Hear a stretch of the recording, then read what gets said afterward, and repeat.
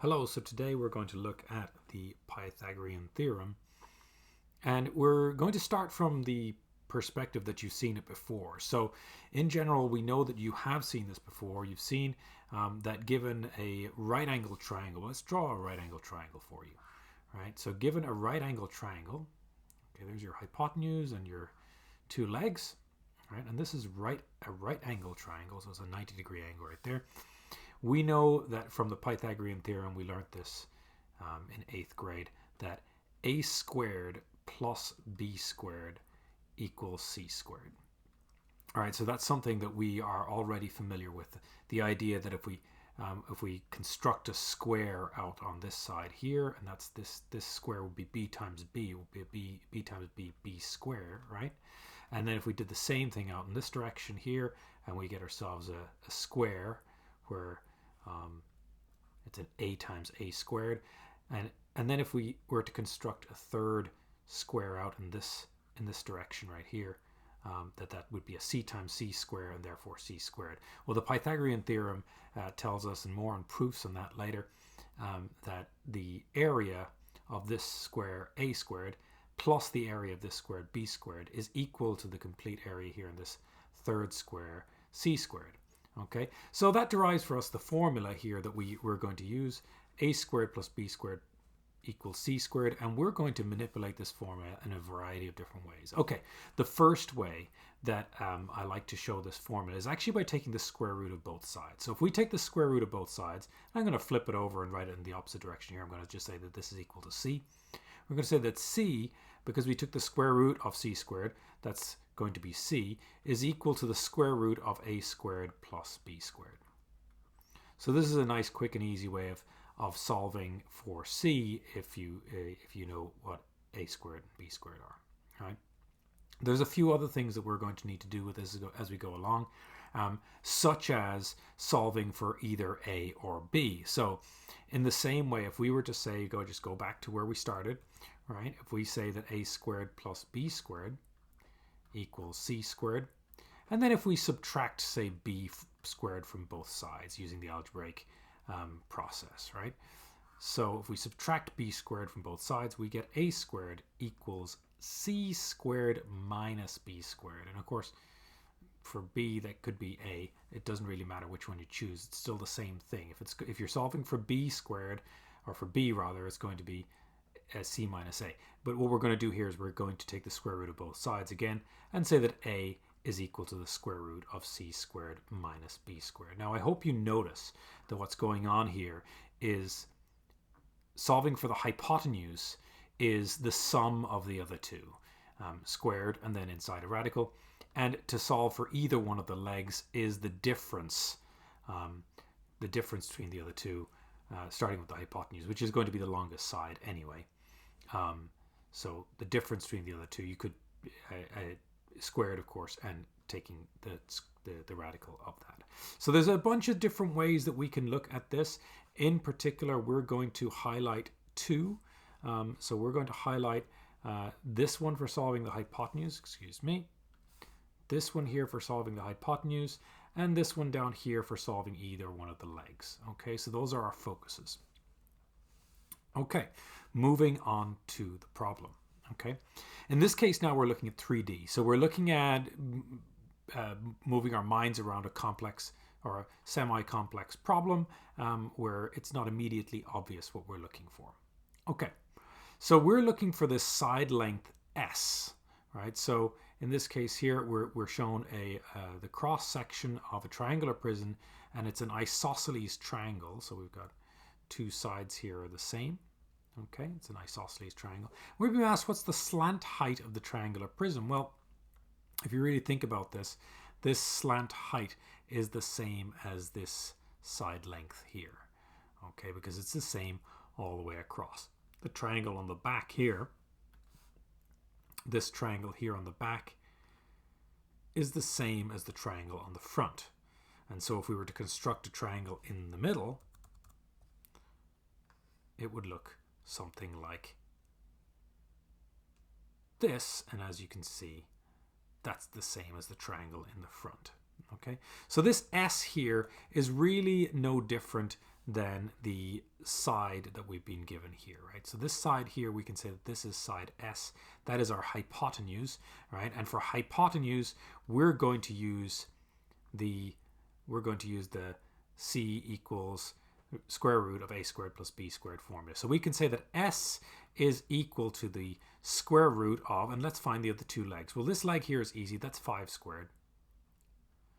And this other leg here, well, the base of this triangle is 4, and we're bisecting that base. So here we have, and we know that we're bisecting it because this is an isosceles triangle. So because they're the same length on both sides, that means they also share the same angle on both sides. And therefore, if you drop a perpendicular line straight down the middle, that means that you're bisecting the base. And so each side is going to be 2 of that, okay, because we're making equal halves of it. Notice that if this were not an isosceles triangle, then if we were to drop a perpendicular line down the middle, the two sides would not be equal. Just remember that, okay? This works because it's isosceles. So we can say that this side here is 2, and so we're looking at, like I said, the hypotenuse formula for the Pythagorean theorem, 5 squared plus 2 squared, and so here's our formula for solving it. So this side length is equal to the square root of 5 squared plus 2 squared. That's equal to the square root of 25 plus 4.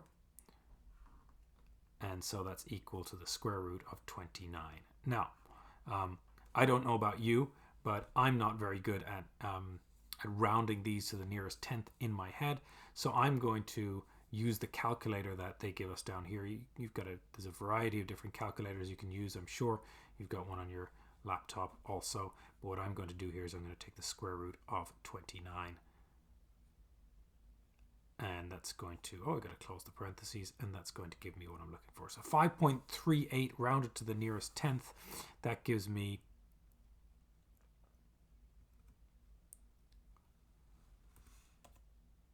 5.4. And there we have it. Okay, so that's how to solve Pythagorean theorem in 3D. We're using our formulas. Like I said, here we had a situation where we were looking for just the hypotenuse. If you're looking for one of the legs, you're going to need to use this other formula right here. And you'll have a variety of different problems, so you need to think your way through to what it's actually asking. Okay, I'm going to move on. Okay, and I'm going to erase a few things as I go along. But moving on to the Pythagorean theorem challenge, which is far more interesting. Again, giving us a variety of problems. Let me clean up a little bit.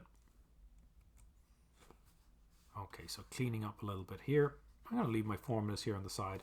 At least I'm going to leave the key two formulas that that matter to me. So just tidying all of this up so that it's not too much of a mess for us to look at. Let me leave the a squared plus b squared equals c squared so we see it. Okay, so all that done. Let's see what we've got.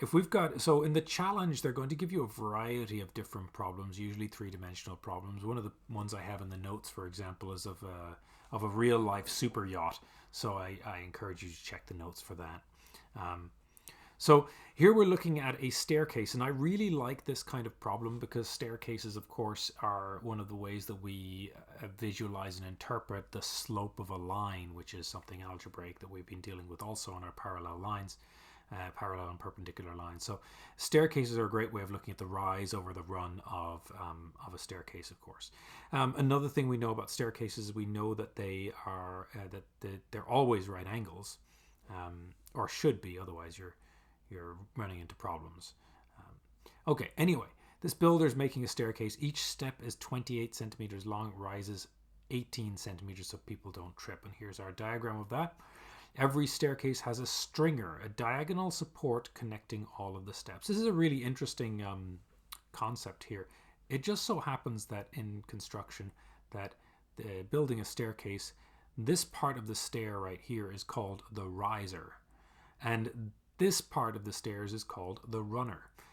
And so now we also have the stringer. But what I find exceptionally interesting is the riser and the runner is one of the ways that we interpret the slope of a line. And I just kind of bring that back to the forefront of your mind there. the slope of a line on the side being the slope m is equal to the rise over run. Right? You might have seen that before, or specifically the change in y over the change in x. So I don't want to deal with that too much. That's not what we're here to look at, but it is something interesting nonetheless that is worthwhile just remembering. Okay, so a certain staircase is going to have 6 steps, so we're going to have 6 of these. So we're going to be going up 18 and across 28, and you get the point, up 18 and across 28, and so on, all the way up. And we're going to be asked, what is the length of the stringer of the staircase, right? So the entire staircase, what is the length all the way up? Okay, well, first we need to find out what the length of one stringer is. Okay, if we find out what the length of one stringer is, we got 1, 2, 3, 4, 5, 6 of them. So we just multiply times 6, and we're going to be good to go. So the length of the stringer here, it's a hypotenuse formula. So we're going to use our c equals a squared plus b squared. We're going to say that this stringer here is equal to the square root of 18 squared plus 28 squared. And like I said, we're going to have to multiply this times 6 at the end. So let's simplify this. Again, not very good at ones this high in my mind. I'm going to have to pull up a calculator that they haven't provided me with here. So let me pull up my trusty calculator even.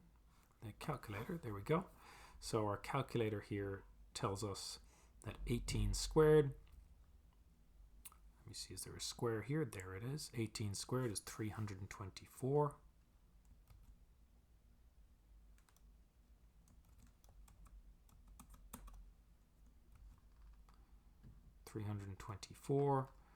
Plus, this is of course inside the radical of course as well, plus 28 squared, so clear that, and 28 squared is 784.